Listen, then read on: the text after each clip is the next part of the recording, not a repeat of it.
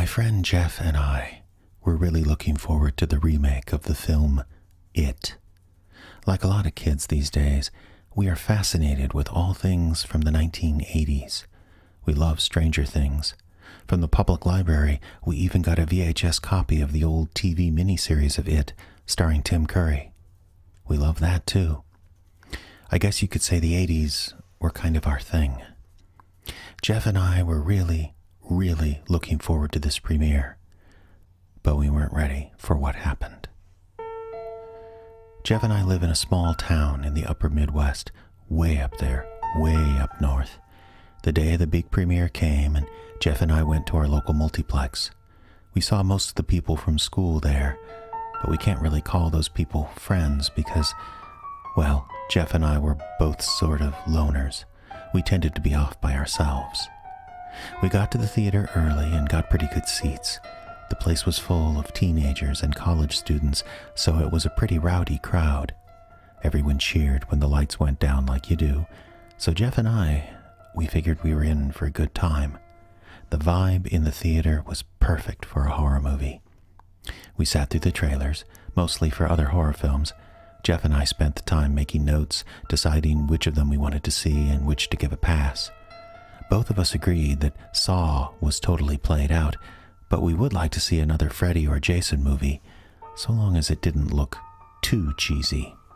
Just before the movie started, we heard some girls giggling and laughing off to the side. This giggling was really loud, not the normal movie theater giggling you kind of half try to suppress. I looked over into the darkness towards the sound, and I couldn't believe what I saw. There was a man in a clown outfit, holding a balloon, walking down the aisle. It was a helium balloon, so it stood straight up on its string. And when the picture on the screen changed to something brighter, you could see the balloon was red. The guy was dressed up like Pennywise, the original Pennywise from the made-for-TV It in the 80s. My first reaction was to think this was pretty cool. Even though we were a small town, it wasn't unheard of for people to get dressed up for a movie premiere. When Star Wars Episode 7 came out, a guy brought a full-sized R2-D2 model he'd built himself. Radio-controlled, it beeped and booped all over the lobby. So costumes weren't that unusual. But the thing about this guy and this night is that he really looked like the clown from It.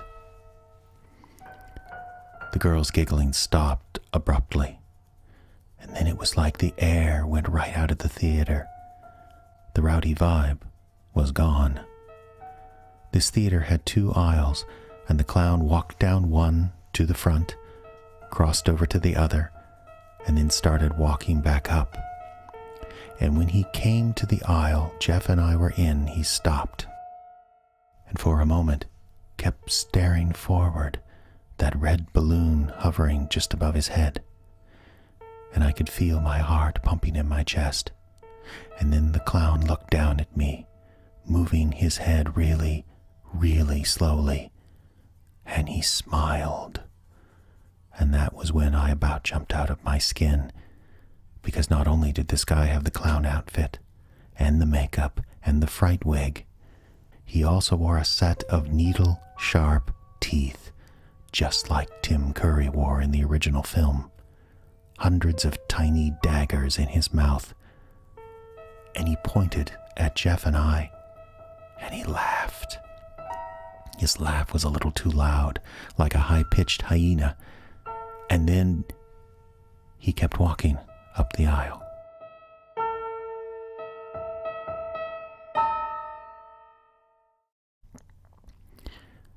Now I should explain something about Jeff and I.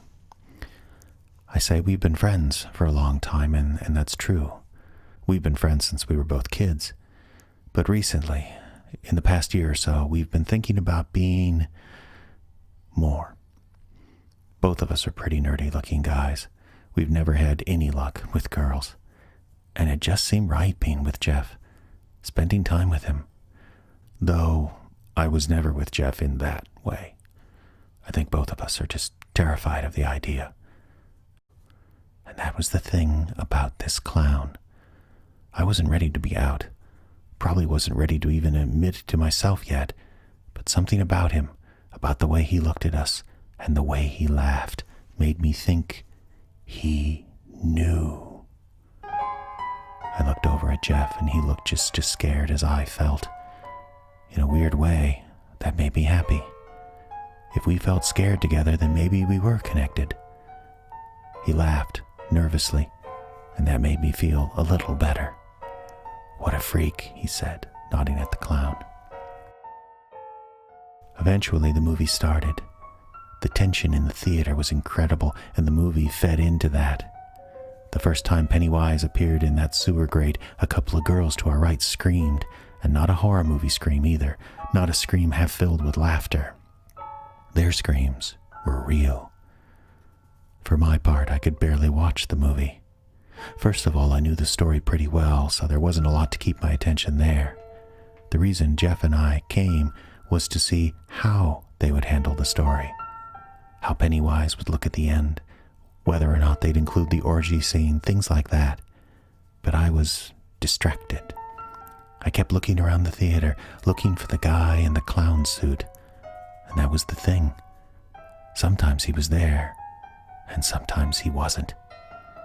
You could always spot him by his red balloon, but the balloon wasn't always there. About 20 minutes into the film, I heard this guy cussing a blue streak off to my right. I looked, and there was the clown with his balloon. The guy cussing was just trying to get away from him, tripping over seats and people to try and reach the aisle. I even heard some people behind me get up and leave. It wasn't fun in that theater. It was real horror. At one point, the manager even came in with a flashlight. He searched around, looking for the clown. Everyone stopped watching the movie and paid attention, waiting to see what would happen. It was like the whole theater was holding its breath. But the manager couldn't find a thing. After that, I think we got a good 30 minutes of the movie without having to worry about the real Pennywise in our midst. By then, we were well along in the story. The Losers Club had officially been formed, and they were talking about what they might do in the sewers and how they might fight it when they confronted it. I lost myself in the movie for a while. Then I glanced over at Jeff during one of the scenes at the river, a daylight scene where the screen brightly lit the theater. And I saw the clown. He was sitting in our row, just 2 seats beyond Jeff. Now, Jeff had a weird habit. He had a Leatherman tool, one of those Swiss Army pocket knife plier things, and he used to fidget with it. He'd open and close the blades, click the pliers, all kinds of things. He used to drive people crazy with that thing, and he'd been fidgeting with it in the theater up to this point. And then I realized, staring at this clown, that Jeff wasn't fidgeting anymore. And I looked down at my own hands and discovered I was holding the Leatherman tool. I looked up at Jeff, and he was just gazing up at the movie screen like you do. I looked at the clown, and he was looking right at me. A big grin of needle teeth spread across his face. And that was when I looked back at Jeff. Another daylight scene came onto the screen, so I could see him clearly. His jaw was slack. His eyes were glazed over. I was just about ready to ask him if he was okay when something hit my eye. I reached up and brushed something wet off my face. Something was in my hand. I held it up to the light, and I saw that it was a chunk of something fleshy covered in blood. A big wad of pink flesh, pierced and bleeding. That's when I looked at Jeff's chest and screamed. My left hand, not my dominant hand, had the Leatherman tool.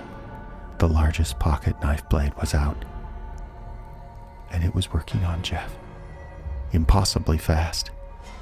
My hand was a blur, like it was a visual effect from a movie, 1,000 jerky movements crammed into a single second, and I couldn't even tell where my hand stopped and the knife began, and I had no control over any of it. I was just stabbing him. over and over, practically turning his chest into hamburger. I was stabbing the boy that I thought I might love, and I had no control. At that moment, the screen went dark, and the lights in the theater came up, and all the people around us started screaming and yelling and trying to get away from me.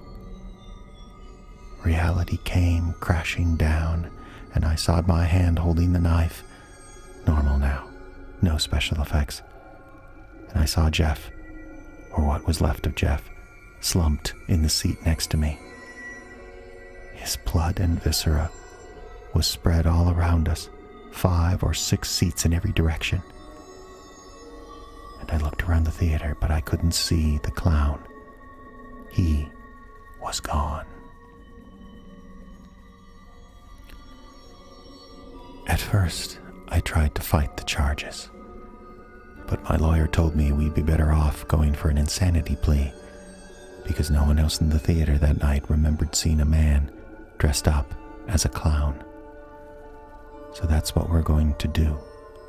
We're going to see if I can live out the rest of my life in a cell, in an institution for the dangerously insane. I think about Jeff often. I tried to go to his funeral, but his family refused. All I have to remember him by is a bunch of photos on my phone, when they let me have it. Funny thing about that clown, though, I still see him all the time.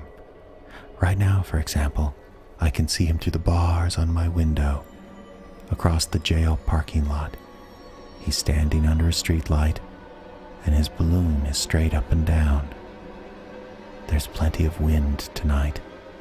The trees are whipping back and forth, but that balloon never moves.